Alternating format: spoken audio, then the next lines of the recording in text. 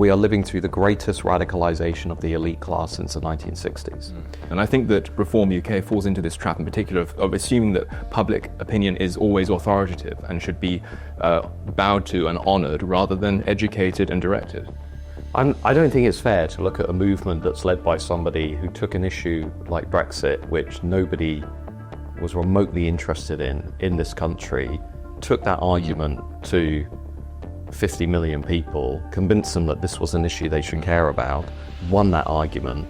I would push back against the idea that Brexit has been a disaster. I've always viewed Brexit as creating the conditions under which we can genuinely reshape and change the direction of this country. Say that you think we only have 2 elections left to save this country. Why would there only be 2 left if Brexit is a long-term guarantor of our ability to redirect the ship of state? I just think it's very fatalistic to say a country has had demographic shifts, therefore that country cannot be in control of its own destiny. I don't personally believe that. I'm very confused. I don't know, why aren't Conservatives winning London then? Why aren't Conservatives winning Tower Hamlets? Why aren't Conservatives winning California? Why is it that it's in the most ghettoised areas, the places that have been most affected by mass immigration? Birmingham voted for Brexit.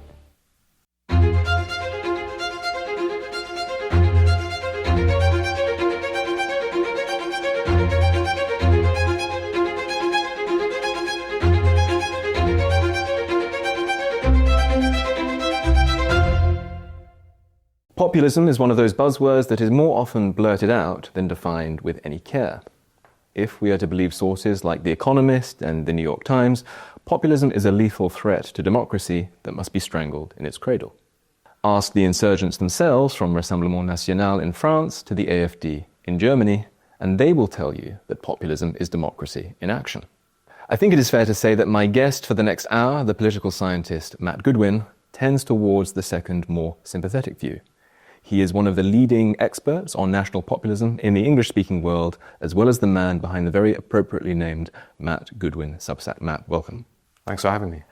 You were the author of 2 books that wrestle with the question of populism. One is called National Populism, The Threat to Liberal Democracy. The other one is called, as I recall, Values, Voice and Virtue.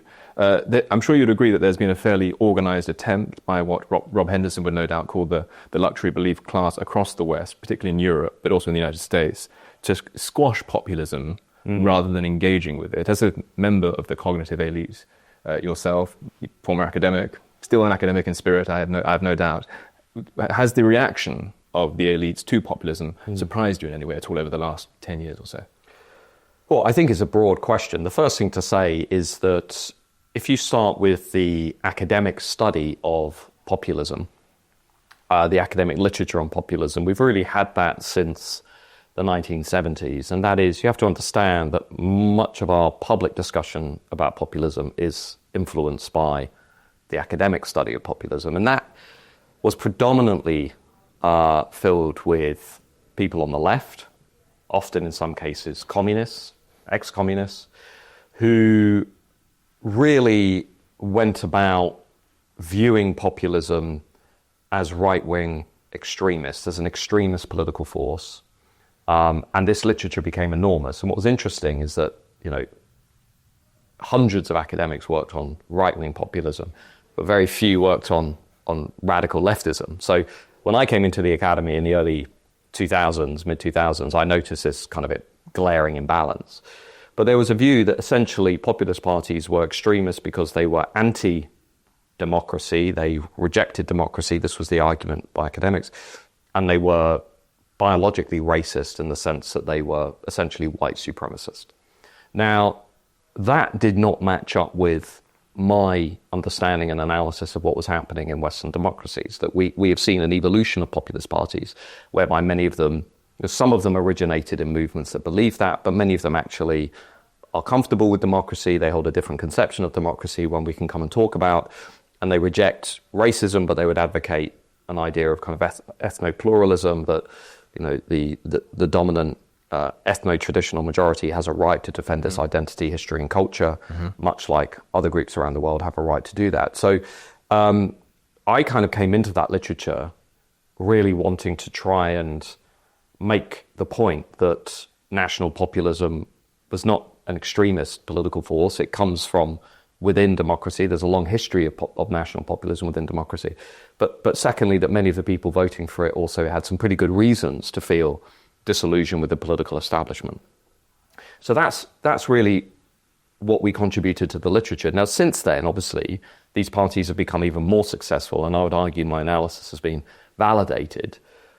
But we've seen a counter-reaction to populist parties from the left, which has refused to make any compromises with them, has continued to view them as extremist, has continued to ban them from governing coalitions or have a cordon sanitaire and exclusionary strategy around them, refusing to do business with them, and has become even more fanatically pro-immigration and hyper-liberal in its response to these parties. And I do think if you look at the last 20 years, the so-called Great Awakening that has basically swept across Western democracies, where you've seen the progressive left become, hyper-progressive or woke, was partly a reaction to what we saw in the 90s and the 2000s with the rise of these parties.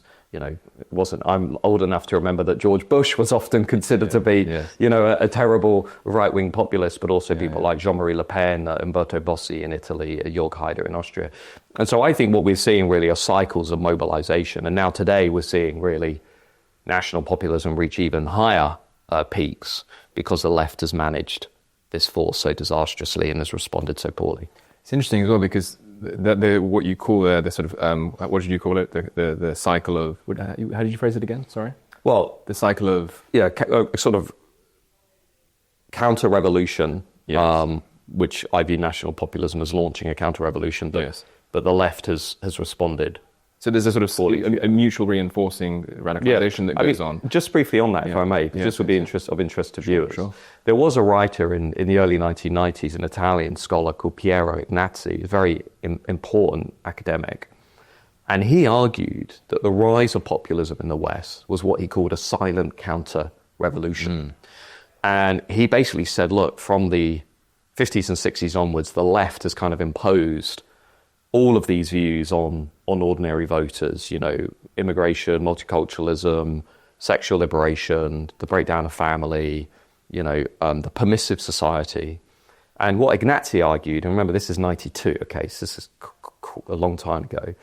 What he argued is the first populist parties that were really becoming successful in the 80s, places like Austria and Italy and France, were tapping into a large number of voters who were basically saying, no, we don't want this. We want law and order. We want strong borders. We want low immigration. Now, he wrote in 92, he said, this is a silent counter-revolution against this leftist project. Now, what we've seen basically since the early 90s is the expansion of that silent counter-revolution, and people have different terms for it. Other scholars today call it a cultural backlash, a reaction. But for me, I've always viewed these movements as being cyclical. So, the left goes too far, the populists become stronger, the left responds terribly, the populists become even stronger. Yes, exactly. And the thesis that Roger Eatwell and I set out in our book, National Populism, is that, look, these parties are only going to become stronger and stronger because the left is basically so bad at responding to these parties. And I think we just see that everywhere today. And as proof of the left's poor response, or even the establishment right's poor response to this, is a strange kind of historical amnesia sets in. I mean, there was recently, I don't know whether you actually took the time to read it. I didn't, but I did read the foreword, which was written by John Major. There was a book put together called The Case for the Centre-Right by these sort of old guard establishment Tories who felt very aggrieved by the rise of populism, Brexit in particular, and they were sort of framing wanting to bring immigration down to the hundreds of thousands as some kind of extreme far-right policy, and sensible centrism dictated that it needed to remain in the hundreds of thousands, whereas John Major wrote the bloody foreword, and yet in his time as Prime Minister, immigration, this was before the age of mass immigration set in at all. So by the standards that he invokes today, like John Major in the early 1990s was the king of some kind of Fourth Reich. But you need to be clear as to what has been going on in particular over the last 20 years. And I don't agree with everything Andrew Sullivan argues, but I do agree with one of the points that he's made. He's an American moderate conservative. That's right, yeah. Who also advocated that we should vote for Kamala Harris, but let's leave that there. He's in good company. Andrew Sullivan once made the argument, very salient argument that we are living through the greatest radicalization of the elite class since the 1960s. So what you have to understand is that it's not only that social democracy and socialism has responded poorly, it's that the elite class itself has radicalized over the last 20 years. So it's moved so far to the cultural left, whereby, Tory MPs are now closer to left-wing parties on cultural issues than they are to the average voter, which explains a John Major, Rory Stewart type position. These are basically liberals pretending to be conservatives. So the elite class has moved sharply left. Now that's created even more room for national populist parties who have basically stepped into that space and have said, okay, there's an enormous potential here. But the elite class itself has basically abdicated, has left voters behind on these cultural questions. And that I think is something that has partly been fueled by their insularity and the fact they live in these echo chambers where they're surrounded by people who went to the same schools, the same universities, the same values. And as Rob Henderson alluded to, they're obsessed with social status. Because let's be frank, the Tory establishment is basically status driven. Yes. They want social status from their friends from London, Oxford, Cambridge. And in order to get social status and to be taken seriously and to be applauded and to win honours and to be knighted, etc., you have to play the game. And you have to play the liberal consensus game, because if you don't, you're seen as a kind of outlier, kind of renegade, a Nigel Farage type figure. So personally, I've never had any time for the status games, but that is a particular additional mix within British high culture. This is why I think it's very important always to be rude to them when you see them, because you're actually tapping into their their status anxious value system. And as I don't need to tell you, a lot of the way in which the left or the establishment or the elite class or the luxury belief class reacts to populism, it isn't always just, as you know, academic or journalistic snobbery. Sometimes it can get a lot more sinister. So just to reel off three examples that are sort of swirling around in the news today, Marine Le Pen, the leader of Rassemblement National in France, is facing court trouble at the moment. The AfD in Germany is up against a sort of a firewall against the right, Brandmauer is the German term, which basically tries to lock them out of democratic politics, despite the fact that in the recent German election they came second and performed extremely well in the polls and drove many of the most salient issues in that campaign. And I think probably the most brazen example to date is the Romanian Supreme Court annulling an election that was won by the right-wing Călin Georgescu, and they've since barred him from running for office ever again under what seemed like very suspicious circumstances, reminiscent of the attempt to wage lawfare against Donald J. Trump in 2024. Do you think that this shows that the elites are winning? No, I don't think it shows the elites are winning. I think it shows that they are scared, anxious, and really have no strategy for countering national populist mobilization. Now, those examples are all telling, but you see, I remember the European Union imposing diplomatic sanctions on Austria when Jörg Haider won the election in 1999. We remember what happened when the people here voted for Brexit. The elite class basically did everything they could to shut it down, including Keir Starmer. And what we've seen since then, I would argue, is the expansion of what some have called the censorship industrial complex, whereby basically the state and a large part of the elite class on both the left and the right are trying to suppress free speech and free expression in order to try and control the supply of information that is going to voters and that is influencing their vote choice. Now, we see this in lots of ways. The EU's legislation on social media censorship, free speech violations, the rise of non-crime hate incidents in Britain, which are used to basically try and chill free speech, the expanded definitions of Islamophobia, which the Labour government is trying to bring in to basically make certain debates about Islam and Muslim communities off limits, before you even get to the judicial legal clampdown on these political parties. So what you're seeing en masse, I think, is a strategy of exclusion, rather than compromising with voters, rather than saying, okay, we're going to limit migration, we're going to re-establish border security, we're going to not teach kids that little boys can become little girls and little girls can become little boys. We're actually going to compromise with these voters. Instead of doing that, their kind of strategy is just get this thing back in a box, try and control it, try and shut it down. The problem is you can't really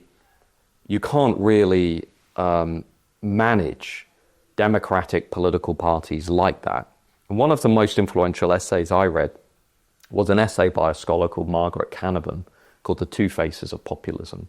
And she made a very good point, and she said basically you will never get rid of populism in democracy, because she said populism is the shadow of democracy. And what she meant by that is, think about democracy like a seesaw. On one side you've got bureaucrats, elites, technocrats, your Rory Stewarts, you've got your EU, you've got your civil servants. But on the other side, you've got your true believers, you've got your passionate voters, you've got your ideologues, you've got people who look at politics as being about faith. So you've got your kind of technocracy and you've got your faith-based politics. And what Canavan argued is democracy is basically a seesaw. It's a tension between the two, and they're constantly rubbing up against one another. So when the people express their passion, their ideology, their beliefs by voting for Brexit, the technocrats will try and kick in, and they will try and dilute it, and they will try and tone it down. But when technocrats go too far, when bureaucrats go too far, when organisations like the European Union become insufficiently democratic and no longer transparent, the politics of faith kicks in. People vote for populists. They vote for movements that represent the people. And I think essentially what we're seeing through this strategy against Trump, against Le Pen, against the Romanian party, against the AfD, are the technocrats and the bureaucrats overreaching. So inevitably the backlash to that will be more politics of faith, more politics of belief, more politics of fashion, of faith and passion. And underlying this, of course, is Oakeshott's work on which Canavan is drawing on, saying that these two competing styles of politics are always at war with one another. The elite class has never quite understood that it is generating populism by responding to people so badly. It's never really been willing to accept that, as we've seen after Brexit, as we've seen after Trump, and as we've seen even in March 2025 with the German left trying to respond to the rise of the AfD by saying, no, you should have more immigration.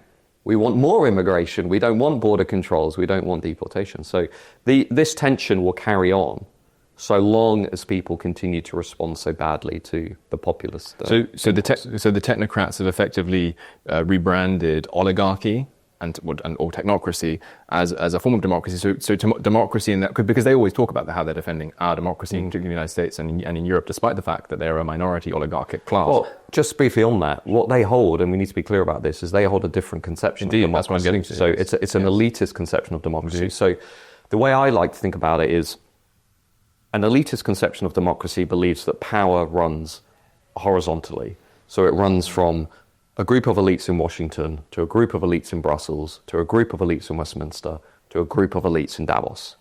And power runs above the people from one group of elite to another, and they win social status from one another.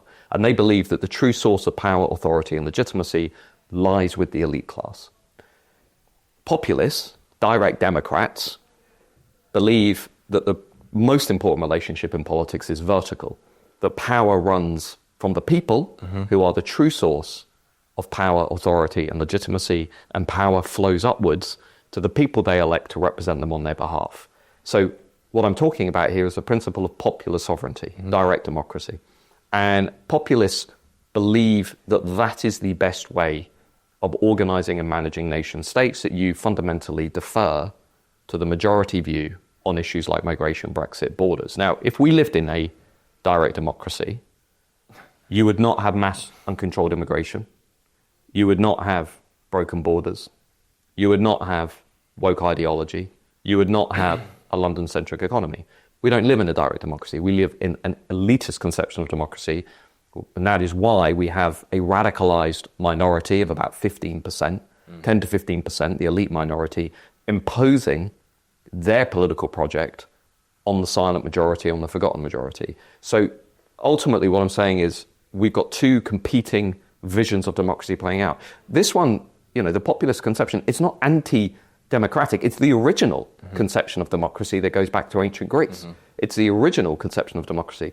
They would have you believe that this is authoritarianism, but it is actually about reasserting the principle of popular sovereignty against an elite class that has lost touch with the vast majority of people. There are a lot of shell games going on because populism is effectively just the Latin translation of the Greek for democracy. So they are basically equivalent or certainly overlapping concepts. And I agree with your analysis there that you have sort of a populist conception of democracy and an elite conception of democracy. And the elite's conception of democracy is one whereby, in the name of saving the technocratic class or in the name of preserving these sort of horizontal relationships that they prioritize and that you're talking about, democracy effectively comes to mean, in the name of democracy, limiting the news, opinion, and increasingly the candidates to which the demos has access, which strikes me as a perfectly incoherent definition of democracy. I suppose the problem I have and the concern I have, and tell me I'm wrong if you think I am wrong, is that the elites are correct in one sense and disastrously wrong in another. So if we're talking about popular sovereignty as a concept, my belief would be that moral legitimacy does flow from a certain amount of popular consent, the consent of the government, and all the rest of it. But in terms of pragmatic power relations, organised minorities tend to have a much bigger influence, of course, on the way in which society is governed than disorganised majorities. So is there a sense in which the monumental power and influence and resources imbalance between the elite and the demos basically means that if you have a wretched elite, you can have the best, most virtuous demos in the world, and nothing's going to come of it because the elite conception of democracy is always going to win, and there may be short-term tactical victories like Brexit, but the elite, being an organised minority, is always going to do a very good job of absorbing those defeats, and they're never sort of resoundingly defeated because the people have, though I think they're wiser than their elites, they have neither really the time nor the inclination nor the attention to get anything done and to sustain those victories. I think that the people tend to be very poor guardians of the power that democracy theoretically confers on them, and therefore elites tend to win out. And the question, what we should be doing is trying instead to foster a counter-elite that can speak in the interests of the people rather than trusting that the people are going to get it all done for us. Well, I was going to say the answer is you have to build a counter-elite that can be as organised and effective as this left elite minority that also includes establishment conservatives. Yes. Because if you look at all of the polling, take Britain as an example, we've just had a fascinating report on the progressive left who tend to dominate the institutions. And the report by More in Common estimates that that group represent no more than 8 to 10% of Britain, but they dominate many of the most important and influential institutions in society. Indeed. Museums, galleries, schools, universities. And the reality is there's no countervailing force to that group, because I think the forgotten majority has never really invested as strongly in developing that counter-elite. I see. So in moral let's get practical then. So we've hit upon a limit of populism, as it were. It's a pragmatic one, not a moral one. If the moral concept of popular sovereignty is perfectly intact, the consent of the government is an important consideration, but it's not always going to be delivered on in pragmatic terms. If you have an elite that is committed to resisting popular sovereignty, they're just going to find ways of getting their way.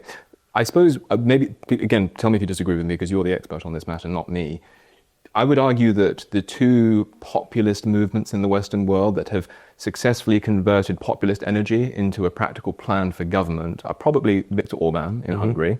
It probably doesn't even make sense to call him a populist anymore because he's been in power for 14 years. He's become the new elite. There is a counter-elite. And increasingly we're seeing signs of Trump 2.0, not Trump 1.0, but Trump 2.0, learning the lessons of Trump 1.0 and making this conversion of populist energy into a practical plan for government, bringing in lots of popular people. What do you think are the best strategies for making that jump for populist parties around the West, whether we're talking about Reform UK, Rassemblement National, Alternative für Deutschland? Well, I think obviously it's not enough to be an anti-establishment campaign organisation. You have to have a serious programme for government.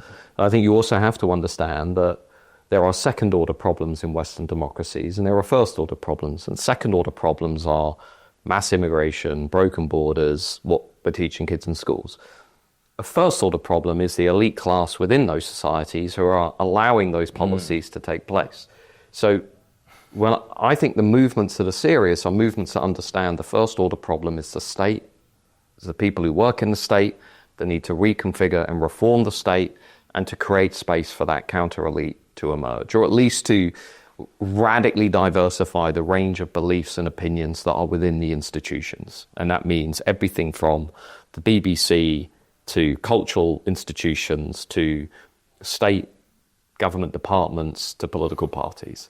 And if you grasp, which I think Trump has grasped, and certainly people like Viktor Orban have grasped, and some other parties as well, that fundamentally it's about reshaping the top tier of the state and making it more representative of people who are excluded from the conversation, then of course you can have an enormous difference. And Trump too is a living example of that. I mean, the speed at which the administration is moving doesn't only reflect the mandate that he won, it reflects the fact that he's now grappled with the first order problem, which is what counter elites need to do. And so if you're in British politics, you need to understand that being an anti-establishment movement isn't enough. You also have to have a comprehensive, well thought out plan for how you're going to reform the establishment once you win a mandate to do so. And you need that plan before you win an election. Now, the Americans are much better at this than the Europeans because they have a vibrant think tank world that basically has a plan of action ready to go before anybody's even won an election. Yes. So you need to kind of draw on that and take inspiration from it. You do a lot of polling, and I do think it's very important to gauge where public opinion is, particularly on issues of salience, whether they're second-order problems or first-order problems, as you say. But I do worry sometimes that many populists, because they struggle to make this jump from campaigning in poetry to governing in prose, and they tend to view themselves as sort of megaphones for popular discontent rather than solutions to it. Then maybe they're also potentially reluctant to relinquish the exhilarating underdog status that comes with being a populist, because if you're going to be becoming the new elite, all of a sudden you don't have that underdog status anymore. You need to be willing to relinquish that if you want to get stuff done. Do you think that, so as I say, you do a lot of polling on particular issues, the people are generally wiser than their elites, but often they're not very well informed. So to give you one point of contact with this again, you know this, but I think the majority of British people in this country think that net immigration is running at about 70,000 a year when you ask them where it is. And it's actually about 900,000, probably close to 1 million. We'll get the next figures soon. So they're wrong by a factor of 10. And while their intuitions and their instincts on mass immigration are undoubtedly correct, and I think 90% of constituencies in Britain want mass immigration to come down, they're not ultra knowledgeable about this. And I sometimes worry that because populists view themselves as megaphones for public opinion, they just meet public opinion where it is, champion it over elite opinion, and then say, mission accomplished. Whereas surely real courage and real leadership, making that jump from populist to a government in waiting, means trying to reshape both public and elite opinion. And I think that Reform UK falls into this trap in particular of assuming that public opinion is always authoritative and should be bowed to and honoured rather than educated and directed. I don't think it's fair to look at a movement that's led by somebody who took an issue like Brexit, which nobody was remotely interested in this country, took that argument to 50 million people, convinced them that this was an issue they should care about, won that argument, and then created the pathway for the biggest constitutional shake-up this country has seen since the Reformation. I don't think that is just pandering to public opinion. That is taking an issue to the country, saying, this matters, you need to care about this, linking it with issues like free movement, creating a coherent argument, creating the conditions for a referendum, campaigning to win that issue. So I don't see it in the same way, perhaps, as you do. I see a handful of people who are willing to take arguments to the country and convince people. Another example would be the European Convention on Human Rights. Most people out there in the country have no real understanding of what the ECHR is, but the argument and the debate now, which is about explaining to people, look, if you want the ability to deport foreign national criminals, control your borders, and prioritise UK law over international law and courts, leaving this body, leaving this convention is an important part of that. You know, that is becoming the next Brexit. I don't see these passive people being pushed around by public opinion. I see active agents shaping public opinion. Yeah, and I would agree with you that Farage did do a good job, particularly in the period from roughly the Bruges speech that Thatcher made against the European Union in the early 1990s, which I think kicked UKIP off with Alan Sked and these types of people. From the sort of mid-1990s till 2016, Farage was excellent at leading these kinds of pressure campaigns and not just trying to speak for public opinion, you're right to say, to try and reshape it too. So I give him credit on that, although I think that Brexit in practice has been a disaster and has only given a new lease of life to a Tory party that probably deserves to die a lot earlier than hopefully it's going to. Talking more recently. Brexit has also created the conditions through which we can do what we want to do, broadly speaking, as a nation state. It's not a perfect project, of course, but if there were a government elected by the people at a future general election, that government has the ability to dramatically change the direction of this country. Remember, previously, our national governments were basically neutralised. What was decided at the EU level was locked in. Didn't matter if we had a Labour government, didn't matter if we had a Tory government. Most of the big policy decisions were locked in at the EU level, and we had to go along with them. We no longer have to do that. Now, let's see where the Labour Party go in the future, but I would push back against the idea that Brexit has been a disaster. I've always viewed Brexit as creating the conditions under which we can genuinely reshape and change the direction of this country. And Brexit has done that. Not perfectly, but it's done that. What I'm saying is that in practice, I'm a constitutional Brexiteer through and through. I think the European Communities Act, which basically surrendered our sovereignty to lawmaking that went on in Brussels, is intolerable given our traditional constitution in this country. So if there had been, it goes back to this problem of elites again, if there had been a really patriotic elite in waiting to take advantage of those repatriated powers that came from Brussels to Westminster in 2016 to 2019, then I would have been radically in favour of Brexit. And I was 18 at the time. I did actually vote for it. But the reason why I regret my vote for Brexit is because I think that the demographic foundations of self-government and self-determination are much more important than the constitutional foundations of self-government and self-determination. And given that the cost of actually getting Brexit through in pragmatic terms was empowering a kind of global Britain Tory party that particularly Boris Johnson and Priti Patel, who then, completely opened the floodgates to the least assimilable forms of third world immigration at a scale hitherto unknown. I think that given that was the movement, the elite movement that benefited from Brexit in practice, I think it was pragmatically unjustifiable to do that at the time. If there had been someone else in waiting to take advantage, it would have been great. But I do worry about this. You can both think that Brexit was the right decision for this country, and the Tory government that followed under Boris Johnson was a complete and total disaster. It is possible to think both of those things. The Tories, I'm certainly the last person to defend the Tories. I think they've made a complete car crash of the country and they almost destroyed the country. But I come back to the point that through popular sovereignty, it is ultimately the people who will change the direction of this country, like they did on Brexit. It's the people who would change policies like migration. It's the people that will elect a government that will challenge the elite class. And it's the people, as has always been the case on these islands, that will have to be unleashed to sort out the problems that many people have been talking about. I don't think the Tories will do that. But Brexit will fundamentally allow this country, it will give us the levers that are needed to change the direction of travel. If you were elected as a government tomorrow and you decided we want, effectively zero net migration, or we want to leave the ECHR, it'd be perfectly possible to do that. No other EU member state could say the same thing.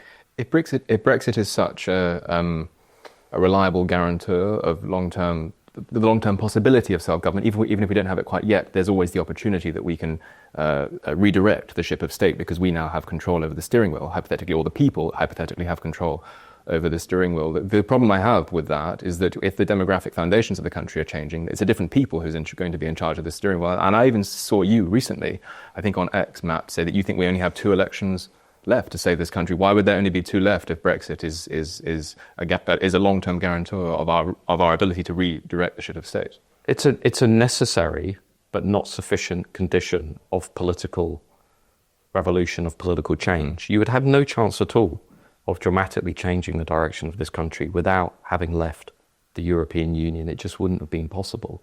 So as I come back to the point, if you want to be able to introduce a wholesale reform of the legislative foundation of this country, Equality Act, Human Rights Act, ECHR, you could never have done that while in the European Union. In terms of demographic changes that have been taking place post-Brexit, astronomical, as you know. Yeah, the country is going through a profound experiment with mass immigration. There's no doubt about that. There are things that could be done to change and modify the impact of that around indefinite leave to remain, around integration, around changing migration flows from low skill to high skill, from non-Europe to the Anglosphere. Those are all within the realm of possibility if we wanted to do that. And again, we would not have been able to do that while being essentially a subservient state within the European Union. And I would just add, by the way, that about a third of migrants in this country, and also black and minority ethnic Britons, would support that kind of project. So much like Hispanic Latinos in America have rallied around Donald Trump's vision of reshaping the United States of America, in this country, about a third of black and minority ethnic voters voted for Brexit, that's an example. A large number are critical of mass immigration.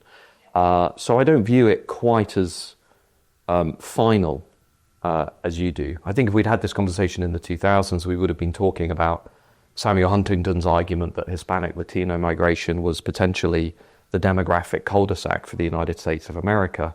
But ironically, Huntington got that wrong in that Hispanic Latino migration has been a great supporter, increasingly so, of the Trump revolution in the US. And I think there are similar parallels actually here, particularly among British Indians, Hindu Sikh voters here who are very passionately concerned about the direction of this country, including mass uncontrolled immigration. I mean, so you're talking about Samuel Huntington's book, Who Are We?, which I think he wrote in the late 1990s. I believe you're talking about that, which he wrote 2002. in 2002, where he was talking about how the clash of civilizations wouldn't just be between geopolitical blocks. Because of mass immigration, there was a risk that it was going to be taking place within countries that had invited.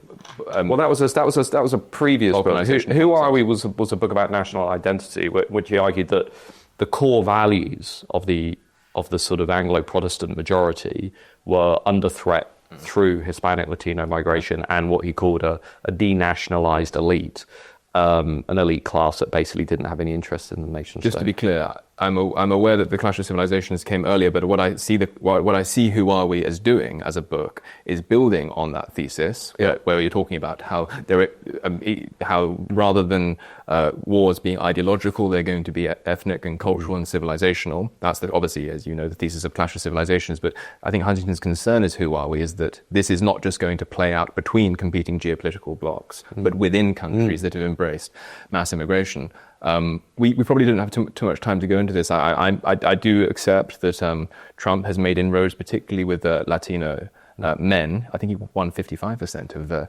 Latino male vote, which is an impressive feat. There's no doubt about it. But if I'm not mistaken, if the Anglo-Protestant majority, European/Anglo-Protestant majority in America had not been allowed to vote in the 2024 election, it would have been a complete blowout for Kamala Harris. So I do think that conservatives often, no doubt there have been gains, but I think conservatives tend to overestimate what those gains mean in practice. Because, I mean, do you see a state like California turning red anytime soon because it has loads of Latinos in it? Well, I remember when lots of people on the left used to say demography is destiny, that if you basically have rising rates of diversity and you have rising immigration, you will have left-wing dominance. That's clearly not happening. If you look at both the US and Europe, they're all essentially moving rightwards. That thesis did not account for Trump, it didn't account for Brexit, and it didn't account for the rise of national populism across much of Europe, including, by the way, people who are now running countries and governments, Geert Wilders, Sweden Democrats, essentially, Giorgia Meloni, among others. I just think it's very fatalistic to say a country has had demographic shifts, therefore that country cannot be in control of its own destiny. I don't personally believe that. I'm very confused. I don't know why aren't Conservatives winning London then, and why aren't Conservatives winning Tower Hamlets? Why aren't Conservatives winning California? Why is it that it's in the most ghettoized areas, the places that have been most affected by mass immigration? There's no point advancing a conservative-minded, host-oriented populist politics at all. It's just not going to win. I don't discount that we can make inroads, and I'm not in favour of rebuffing minorities. I think that's both wrong and counterproductive. But I think it's reckless in the extreme to gamble that once a demographic revolution has happened in a country, it is going to remain the same country, and that the same kinds of politics are going to be realistically practicable. I don't think that when you go to the areas that are the most diverse, I don't think it attests to that. Birmingham voted for Brexit. Voted for Brexit? Well, I don't care much for Brexit, as we just discovered. Right, but my point being that... It's not a very nice city to visit these days. My point being that if you're going to take the view that the only source of support for a change of direction in a country is going to be, for example, white Britons, I don't think that's a very pragmatic... I just said not only. I said... Okay, but just while we're having this conversation, or, white Anglo-Protestants in America, whatever, I don't think that is a pragmatic, realistic view of how to bring about political change. The parties that have come closest of all to changing the direction of their societies, or at least shocking the liberal consensus, have been parties that have built a broad, diverse coalition of voters. I mean, the example being, say, National Rally in France, which has won over between 20 and 30% of LGBT voters in France, has done some pretty significant inroads among minority ethnic voters, has done well among Jewish communities for obvious reasons. A parallel example would be the Reform Party in the UK, also appealing to significant numbers of as an example, British Indians and others who feel just as anxious about mass uncontrolled immigration.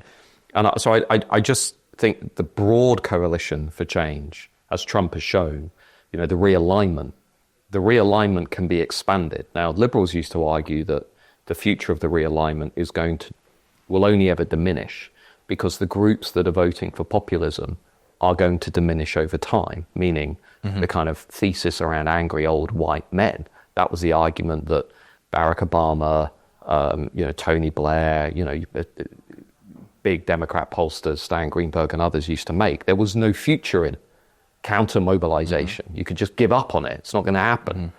Well, I don't see that at all. I see, Trump going ahead with the biggest reconfiguration of the American state for decades because he's expanded that realignment. I see, Geert Wilders being in control of the Dutch government, and 20 years ago that would have been completely unthinkable. I see an insurgent anti-establishment party being number one in the polls here in Britain. So I think it's about realism and what is possible, and the kind of coalition that you can put together. And I just to be clear, I don't think that we should have a sort of whites-only policy or host majority-only policy. I think that what Eric Kaufman, your colleague and an associate of ours, calls ethno-cultural traditionalist minorities, people who love Britain, who identify with the nation, despite not having technical ethnic attachments themselves, they should 100% be brought on board to the movement, and that many of them are our best spokespeople. Ben Habib, for example, is half Pakistani, and an associate of mine and yours as well. So. Yes, I'm not advocating a whites-only strategy. I'm just saying that I do think that for the foreseeable future, the bulk of national populism is going to be the host population of these countries. And if you take them out, you really don't have very much left at all. But I don't think anybody is saying take them out. I don't think anybody... Well, their share of the population is diminishing. Demographic momentum alone is slowly taking them out. I'm not saying in any kind of sinister underhand way, but I don't think that you're going to get, for example, if Britain if the host population of Britain is reduced to the same kind of numerical status that the Afrikaans in South Africa have, I don't think there's going to be much of a future for national populism. So I think if you look, the first thing to say is if you look at demographic projections of Britain, you're really looking at the 2070s as being around a point where you end up with a situation where white Britons are nationally a minority. Now, obviously, by that point, in certain areas, certain cities, as is already the case, that will happen. But I think also at the same time, many of the people who are or have come into the country have also become part of that ethno-traditional majority, and that they identify with the identity, history, culture, and institutions of the state and the national community. Some don't, but many do. And they also want to preserve, defend and promote the things that they identify as being distinctively British or English. And we see that in the survey results, we see it in polling. And the idea that you can kind of build an election majority winning movement without that broad coalition is for the birds. It's just not going to happen. And over time, it will become increasingly difficult. So that's where I think the tension is between pragmatism and purism, purity. And purity in politics really gets you nowhere. No, I'm not advocating purity. We spoke before coming on air that we should do a sort of round table of an assortment of the right conversation soon, so we can maybe park some of that for now. I should say quickly before we do end, I wanted to talk more about this, Matt, and I'm sorry that we didn't get to it, but it was too interesting, what we were talking about. You've written a new book, your latest book, Bad Education, documenting some of the horrors in our higher education system. Particularly, in a sense, you're a refugee from the academy. Are things as bad as people say? What are your own experiences, and how might central government across the West be used to try and set this right? Because it's very important, given the need for elite classes, they're always going to exist, that we have a good higher education system. Yeah, so the book, Bad Education, really reflects on 20 years of work in the universities and what I've observed. And essentially, what we've seen is a sharp leftward drift of the universities. So to give you an example, in the 1960s, for every three left-wing academics, there was one conservative. Today, for every 9 left-wing academics, there's one conservative. So you can see these ideological shifts. What I'm basically arguing and showing in the book is that the universities have really been co-opted by a political project that has no real interest in the traditional virtues of academic life.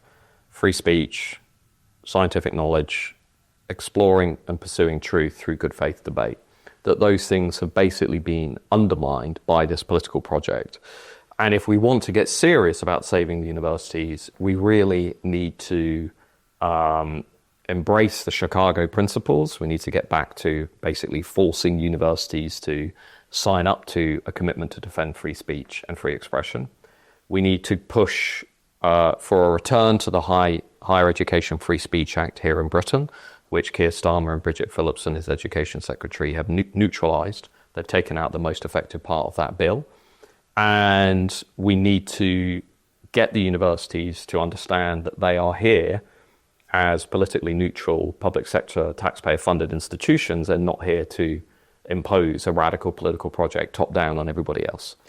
And that's fundamentally what the book is about. But I mean, I won't give it away. It goes into a lot of things that I witnessed and experienced while in the universities, becoming a professor, and what I experienced while teaching, researching, working in the institutions, all of which is, is pretty shocking. But it's my view as to what happened on campus and where universities went fundamentally wrong. Very quickly before we close, why do you think universities went from being institutions that were notionally committed to heterodoxy to being an effective woke monoculture? What are some of the, obviously it's a complicated story, but what do you think are some of the main driving trends for that lamentable change? I think primarily these institutions became hostile to people who hold alternative views, and I think conservatives and classical liberals responded to that by basically avoiding or deciding they wanted to go into other careers. I think the university bureaucracy expanded to such a point that the DEI, diversity, equity, inclusion agenda became basically self-sustaining, and the incentive structures in universities became ones that were completely focused on expanding this bureaucracy. I think, in addition, radical leftists, a small minority, were able to co-opt committees and key decision-making bodies, and they were able to rise up these institutions because of that incentive structure that put identity politics ahead of meritocracy and academic achievement. You saw that, for example, at Harvard with Claudine Gay and people who were put in charge of these enormous, prestigious institutions, but had really done remarkably little in terms of their academic career. They certainly weren't top. Some people would say they certainly weren't top. Some people top level academics. Yeah. But again, we abandoned meritocracy and academic excellence in favour of identity politics, and universities were corroded and undermined as a result of that. And also, to be frank, very few people were willing to speak out about what was happening on campus. Matt Goodwin, I could talk to you and indeed joust with you for a great deal longer, but thank you very much for joining me. Well, thank you for having me, and I appreciate the conversation.